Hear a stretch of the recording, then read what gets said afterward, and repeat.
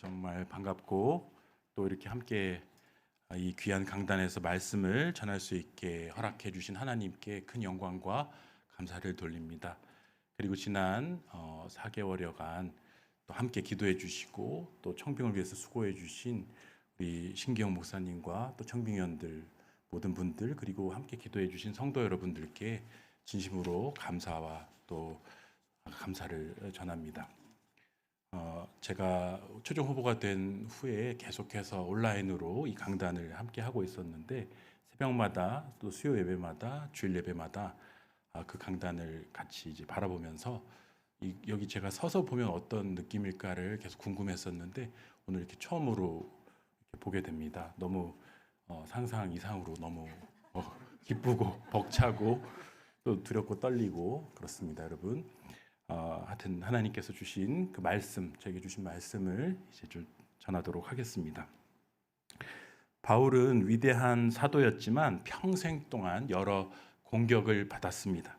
스데반 집사의 처형에 가담했던 과거의 전력도 있었고 또 글은 잘 쓰지만 설교를 못한다라는 평가도 있었습니다. 어딘가 부족한 외모로 지적도 받았고 또 육체의 가시로 표현되는 고통스러운 질병으로 자신도 해결 못하는 그 아픔 가운데서 고통당하기도 했습니다. 바울의 대적자들은 그를 끊임없이 여러 방향으로 공격했습니다. 저는 서신서를 읽으면서 종종 그런 생각을 했습니다. 바울은 이토록 많은 공격과 또 비난과 박해를 받았는데 왜 굳이 그 어려운 사도의 길을 걸어갔을까? 그는 가진 것도 많고 얼마든지 다른 일을 하면서 즐겁게 살 수 있었을 텐데 왜 그 어려운 길을 기쁨으로 갔을까? 오늘 1절 말씀에 그 비밀이 있습니다. 우리가 이 직분을 받아서 긍휼하심을 입은 대로 낙심하지 않는다. 바울은 이 직분을, 바로 이 사도의 직분을 긍휼하심으로 받았다고 고백하고 있습니다. 나의 능력과 실력과 배경과 학벌로 이 일을 감당하는 것이 아닙니다.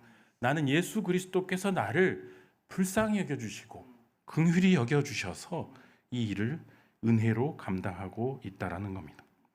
그래서 바울은 낙심하지 않는다라고 이어서 고백하고 있습니다. 수많은 배척을 당하고 믿었던 동역자들이 배신해서 떠나가고 그 아픔들을 겪었습니다. 버림받아서 감옥에 갇히는 시간들도 있었지만 바울은 낙심하지 않았습니다. 왜냐하면 그 안에 예수 그리스도께서 계시기 때문입니다.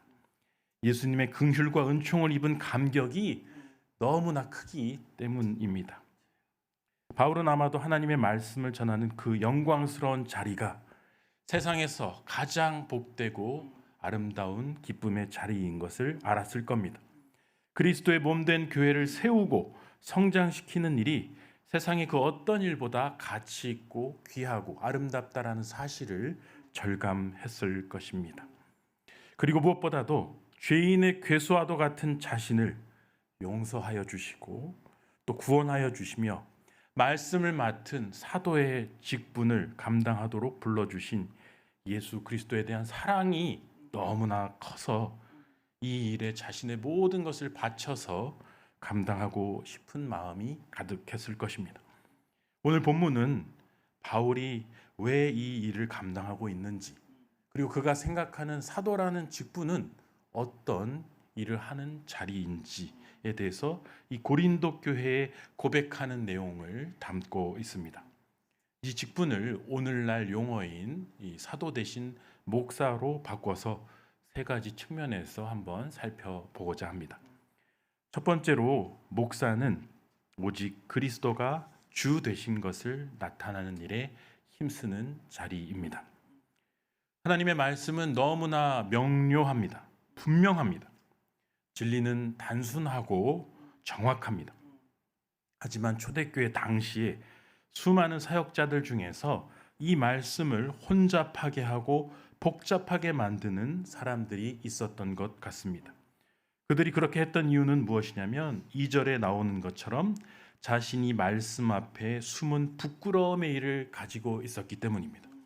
그리고 성도를 속여서 그 부끄러운 일들을 가리고자 하였기 때문입니다. 말씀을 전하는 사람은 제일 먼저 말씀 앞에 자신을 비추고 말씀으로 자신을 해부해야 됩니다. 내가 말씀 앞에서 숨기거나 회피하는 것이 있지는 않은가? 그리고 또 숨은 부끄러움의 일이 있다면 하나님 앞에 회개하고 자복하며 먼저 자신이 변화되기 위해서 기도의 눈물을 흘려야 합니다. 이 일은 자기 자신을 부인하고 죽이는 일이기 때문에 너무나 고통스러운 일입니다. 옛 자아를 죽이고 새로 태어나는 일이기 때문에 너무나 힘이 듭니다. 그렇지만 이것이 주님이 주신 사명이기 때문에 말씀의 사역자는 말씀대로 자신을 정렬하고 그렇지 못한 것과 싸우는 일을 먼저 감당해야 됩니다. 그리고 성도를 속여서는 안 됩니다. 이것은 구약의 거짓 선지자들이 늘 했던 것입니다. 양떼를 위하는 것처럼 말하지만 사실은 자신의 사리사욕을 채우는 일에 성도와 교회를 이용하는 그 수많은 거짓 선지자들이 있었습니다. 이런 생각을 가지게 되면, 즉 부끄러운 일을 가리고 싶고 성도를 속여서 이용하고 싶은 생각을 가지게 되면 목사는 말씀을 혼잡하게 하고 물을 타서 희석시키려는 유혹에 빠지게 됩니다. 왜냐하면 그래야만 자신의 부끄러움의 일을 가리고 속일 수가 있기 때문입니다. 2절 하반부에서 바울은 양심이라는 단어를 쓰고 있습니다. 하나님이 주신 양심을 가지고 말씀 앞에 바로 서서 오직 진리를 나타내는 일을 감당하라. 가감없이 말씀을 있는 그대로 전파하라. 그래야 나도 살고 교회도 살고 우리 모두가 살 수 있는 유일한 길이 바로 거기에 있다라고 바울은 전하고 있습니다. 그래서 3절에 나오는 것처럼 그가 전하는 복음은 가리워질 수 없는 것이고 숨겨질 수가 없는 것입니다. 만일 복음이 들리지 않고 비치지 않는다면 그것은 세상의 신이 믿지 아니하는 자들의 마음을 혼미하게 하여 복음의 빛이 비추지 못하게 가리기 때문이다. 이렇게 말하고 있습니다. 여러분, 이 말은 무엇입니까? 복음을 전하는 일은 세상의 신, 곧 어두움의 영적 권세를 잡은 이 세상의 신과의 영적인 싸움이라는 것입니다. 세상의 신은 계속해서 복음을 혼잡하게 하고 어둡게 만들려고 애를 쓰고 있습니다. 하지만 복음은 진리고 진리는 분명합니다. 여러분, 오늘 진리의 내용이 무엇입니까? 5절 말씀에 있죠. 오직 그리스도 예수의 주 되신 것, 예수 그리스도께서 주인이시다. 이것이 복음의 핵심 내용이라는 겁니다. 이것은 초대교회가 가진 가장 짧은 신앙 고백이자 초대교회 모든 신앙의 내용을 담은 정수입니다. 그런데 이 짧은 문장을 말하기 위해서 그 당시에는 목숨을 걸어야만 했습니다. 왜냐하면 로마 제국 전체가 가이사 아우구스토, 가이사가 주라고 고백하고 가이사를 숭배하는 그런 시스템이었기 때문입니다. 그 한복판에서 교회는 말했습니다. 아니다. 가이사가 아니라 예수 그리스도가 주님이시다. 황제가 아니라, 권력이 아니라, 돈이 아니라, 그 어떤 사람도 아니라 십자가에 달리시고 부활하신 예수 그리스도, 그 한 분이 주인이시다. 교회는 이 한 문장 위에 서 있습니다. 강단에서 선포해야 할 내용은 단 하나입니다. 예수 그리스도가 주님이시고 그분이 죽으셨다가 다시 살아나셨다라는 것, 그래서 우리 모두가 그분의 소유가 된 백성이 되었다라는 것입니다. 성경 전체가 그렇습니다. 창세기부터 요한계시록까지 모든 성경은 예수 그리스도를 주로 증언하고 모든 성경은 예수 그리스도를 증언하고 있습니다. 두 번째로 목사는 가장 낮은 자리에서 교회와 성도를 섬기는 말씀의 종으로 살아가야 합니다. 5절 하반절에서 바울은 그리스도 예수의 주 되신 것을 전파해야 한다라고 하면서 동시에 예수를 위하여 우리가 너희의 종된 것을 전파한다라고 말하고 있습니다. 생각해 보십시오, 여러분. 지금 바울을 의심하고 비난하고 박해하는 사람들이 누굽니까? 이 고린도 교회 교인들입니다. 바울의 말이 시원치 않다고 하는 사람들, 저 사람이 사도가 과연 맞냐고 비판하는 사람들이 바로 이 고린도 교인들입니다. 그런데 바울은 우리는 너희의 종이라라는 것을 전파한다라고 말하고 있습니다. 자기를 알아주고 인정하고 칭찬해주고 사랑해주는 사람의 종이 되는 것은 혹시 쉬울지 모릅니다. 그러나 자기를 비난하고 비판하는 사람들의 종이 되는 것은 인간의 힘으로 할 수 있는 것이 아닙니다. 그래서 바울은 그 이유를 설명합니다. 예수를 위하여. 바울이 고린도 교인들의 종이 된 것은 바로 예수 그리스도 때문이라는 것입니다. 예수님이 먼저 우리의 종이 되어 주셨기 때문입니다. 수건을 허리에 두르시고 제자들의 발을 씻기신 그분, 섬김을 받으러 오지 않고 섬기러 오셨다고 말씀하신 그분이 우리 주님이시기 때문에 예수님을 전하는 사람은 종의 자리 말고는 설 자리가 없다라고 선언하고 있는 것입니다. 여러분, 이 종됨은 굴종이 결코 아닙니다. 예수로 말미암아 기꺼이 선택하는 자유로운 예속입니다. 그리스도를 사랑하기 때문에 그리스도의 종이 되고, 그리스도를 사랑하기 때문에 그리스도의 몸된 교회의 종이 되겠노라고 자발적으로 결단하는 것입니다. 나의 자유와 나의 만족이 아니라 교회의 평안을 위해, 교회의 행복을 위해 자신을 내어드리는 것, 그것이 바로 사도, 즉 목사가 해야 할 일입니다.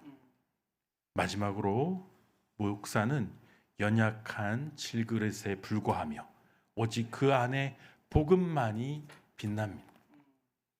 6절에서 바울은 어두운 데 빛이 비치라 말씀하시던 그 하나님께서라고 말하고 있습니다.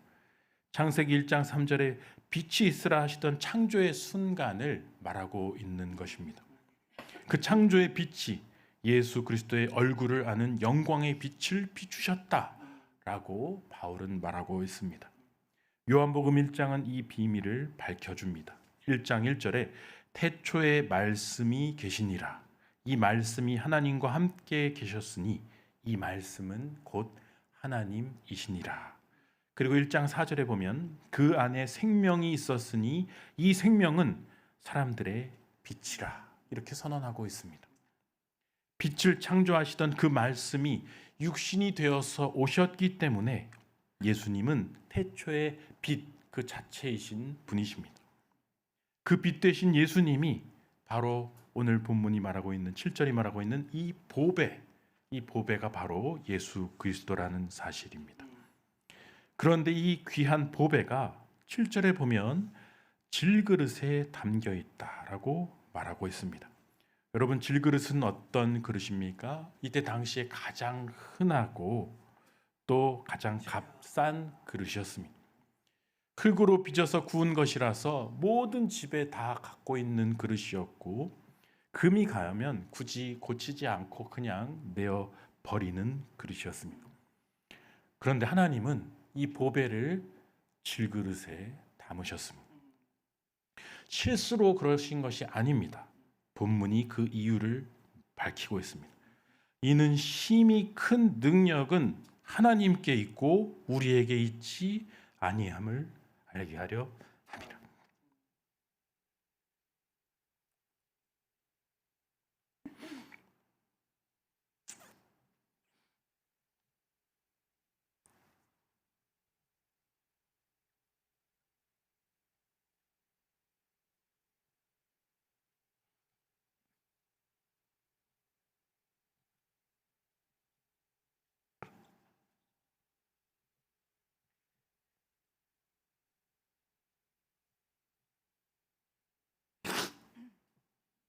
저는 목회자로 교회를 섬겨오면서 자신에게 실망할 때가 많았습니다.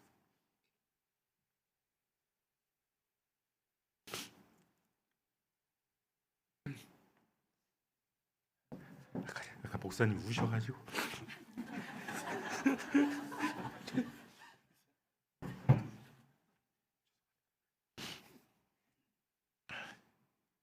내 안에 불쑥불쑥 튀어올라오는 쓴뿌리와 생각들을 마주할 때면 이렇게 죄가 많은 내가 감히 목사의 직분을 감당하는 게 맞을까? 때로 인간적으로 부족하고 모자란 모습을 볼 때마다 이런 내가 과연 이 일을 맡는 게 맞을까 하는 생각을 수도 없이 했습니다. 근데 늘 큰 위로의 말씀은 이 말씀이었습니다. 네가 능력이 있어서 내가 이 일을 맡기는 게 아니다. 네가 자격이 있어서 맡기는 게 아니다. 내가 너에게 맡기고자 하는 의지가 있기 때문에 너에게 맡기는 것이다 라는 하나님의 그 말씀. 즉 힘이 큰 능력은 하나님께 있지 너에게 있지 않은 것을 네가 증언하라고 너에게 맡기는 것이다. 여러분, 하나님은 부족한 저에게 기회를 주시고 죄 많은 저를 용서해 주셨고 말씀으로 새롭게 변화시켜 주셔서 고치고 또 고쳐서 지금까지 이 자리에 서게 하셨습니다. 나의 약함을 통해 하나님의 강함이 드러나는 것, 그것이 복음의 비밀이고 신비이며 능력입니다. 능력의 힘이 큰 것은 언제나 하나님의 몫입니다. 질그릇은 연약하지만 깨질 것 같아도 깨지지 않습니다. 바울은 바로 이어서 말하고 있습니다. 사방으로 우겨쌈을 당하여도 쌓이지 아니하며 답답한 일을 당하여도 낙심하지 아니하며 박해를 받아도 버림받되지 아니하며 거꾸로 뜨림을 당하여도 망하지 아니한다. 이것은 그릇이 강하기 때문이 아닙니다. 담긴 보배가 너무나 귀하기 때문입니다. 힘이 큰 능력이 하나님께 있기 때문에 질그릇은 비록 금이 가고 깨어져도 그 안에 빛은 결코 꺼지지 않습니다. 말씀을 마무리합니다. 사실 목사인 저뿐만 아니라 교회인 우리 모두는 복음을 전하는 그리스도의 종입니다. 그렇게 보면 우리 모두가 질그릇입니다. 약하고 금가고 스스로 하나님 앞에 내어놓을 것이 없는 부족한 그릇들입니다. 그러나 그 안에 빛이 있으라 하시던 하나님이 창조하신 그 보배가 담겨 있습니다. 이한교회 지난 21년이 그 증거입니다. 저는 오늘 설교를 준비하면서 홈페이지에 있는 21년 동안의 이한교회가 걸어온 역사를 기도하는 마음으로 읽어보았습니다. 이 교회의 역사는 개척부터 시작해서 지금까지 철저히 질그릇처럼 자신을 낮추고 오직 우리 안에 계신 그리스도의 복음만을 드러내기 위해 충성스럽게 감당해온 시간들이었습니다. 이 귀한 교회에 지원하면서 과연 내가 너무도 귀한 목사님과 성도들이 피와 땀과 눈물로 지켜오신 귀한 교회를 이어받아 감당하기에 적합한 그릇인가 수도 없이 질문하였습니다. 하지만 오늘의 말씀처럼 부족하고 모자라지만 큰 긍휼과 사랑을 입은 자로서 그저 주님이 쓰시기에 편한 하나의 질그릇으로서 내 안에 있는 예수 그리스도를 전하는 일에 충성하리라는 결심으로 여러분 앞에 섰습니다. 주님의 은총 가운데 이 보배를 품은 질그릇으로 이 교회의 새로운 계절을 여러분과 함께 열어갈 수 있는 그런 귀한 사명을 감당할 수 있게 되기를 진심으로 바랍니다. 함께 기도하겠습니다. 하나님 감사합니다. 오늘 이렇게 귀한 교회에 와서 이 강단에서 주의 복음을 선포할 수 있는 총을 주시니 감사합니다.